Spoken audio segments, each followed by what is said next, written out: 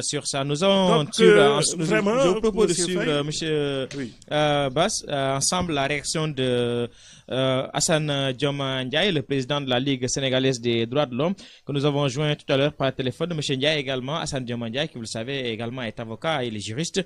Il a un peu analysé un peu cette situation. Je vous propose de suivre tout à l'heure l'interview qu'il nous a accordée par téléphone. Voilà, d'accord. Maître Hassan Diomandjaye, vous êtes le président de la Ligue sénégalaise des droits de l'homme. Le président de la République vient de prendre un décret portant révocation de Khalifa Ababacar Sall comme maire de Dakar. Quelle lecture en faites-vous en tant que droit de l'hommiste? Oui, je pense que c'est un acte regrettable. D'abord, du point de vue de l'élégance républicaine, je pense que au vu du déroulement des choses, même si le président était en droit de prendre cet acte, il aurait dû attendre le temps que la décision soit rédigée, signifiée à qui de droit. Et il y a tout un processus à observer en matière républicaine. On ne peut pas, quelqu'un qui est élu au suffrage universel, alors qu'une décision vient d'intervenir ou de tomber il y a quelques heures, prendre un acte aussi grave qui remet en cause le suffrage universel. Et j'ajoute que même Khalifa Sall, bien qu'étant sous le coup de ces accusations, avait pris le risque de se soumettre à nouveau au peuple sénégalais à travers les élections législatives. Et ce même peuple lui a renouvelé sa confiance. Donc je ne pense pas qu'un arrêt de la Cour d'appel dans les conditions que nous savons pouvait permettre, dans un délai aussi court entre le jour où cette décision a été rendue et la date de ce décret, je ne crois pas que le président fût dans le droit, ou en tout cas soit en droit de prendre cet acte. Et ça, c'est du point de vue de la forme. Mais même du point de vue du fond, M. Khalifa Sall est jusqu'à ce jour présumé innocent. Il faut rappeler qu'en matière pénale, le pourvoi est suspensif. Même le délai du pourvoi est suspensif. Et ce délai du pourvoi n'étant pas aujourd'hui écoulé, n'étant pas définitivement fermé, Khalifa Sall peut à tout moment faire un pourvoi en cassation. Donc cette décision n'est pas définitive, elle n'est pas revêtue de l'autorité de la chose jugée. On ne peut pas dire qu'il est condamné aujourd'hui. On ne peut pas le dire parce que du point de vue des effets, quand il y a suspension d'une décision, les effets ne se produisent pas. Donc je pense que cela va conforter ceux qui pensent que nous sommes dans un contexte purement politique, ou en tout cas un contexte d'élimination d'un adversaire politique, et qu'il faille coûte que coûte récupérer d'abord la mairie qui constitue un capital politique énorme, surtout en perspective des élections, mais également barrer la route définitivement à un potentiel candidat. Maître, est-ce que maintenant vous allez porter le combat de dénonciation au plan international? Oui, à notre corps défendant, parce que nous avons été sensibles aux propos de M. le Président de la République qui disait que le Sénégal est pérenne, les personnalités politiques sont éphémères et qu'il ne faille pas porter atteinte à l'image du Sénégal à l'extérieur. Mais ça, c'est une donnée de notre combat. On est obligé d'extérioriser ce combat pour montrer qu'en réalité, ce qui se passe au Sénégal est loin des paradigmes démocratiques. C'est-à-dire qu'il y a des examens, il y a des épreuves universelles auxquelles le Sénégal devra être soumis, notamment l'examen périodique universel au niveau des conseils des droits de l'homme dans 2 mois.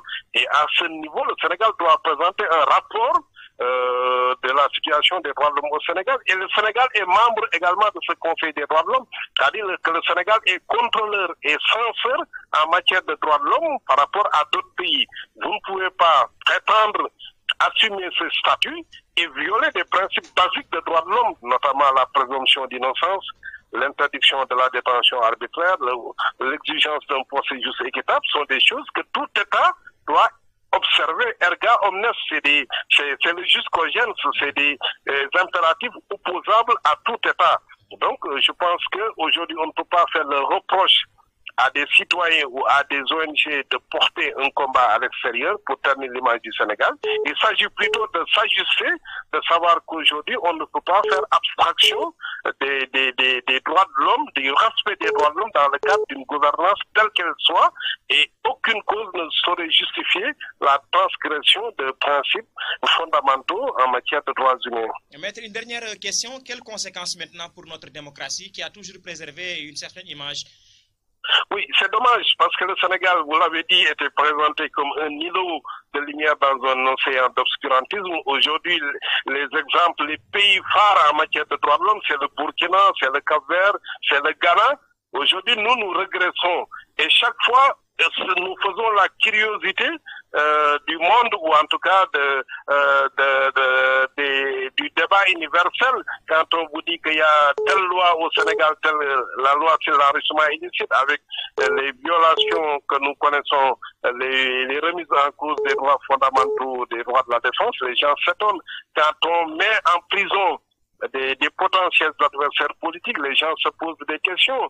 Quand l'administration elle-même s'érige en juge et applique des lois à la place des juges, telle la radiation d'office de M. Karim Wade, alors que cette affaire aurait dû faire l'objet d'un contentieux des inscriptions devant les juges, mais l'administration qui se réunit au niveau du ministère de l'Intérieur qui prend des décisions, il y a énormément de choses aujourd'hui qui ne ressemblent pas au Sénégal et qui remettent en cause même les principes fondateurs de la société moderne, humaine, nouvelle.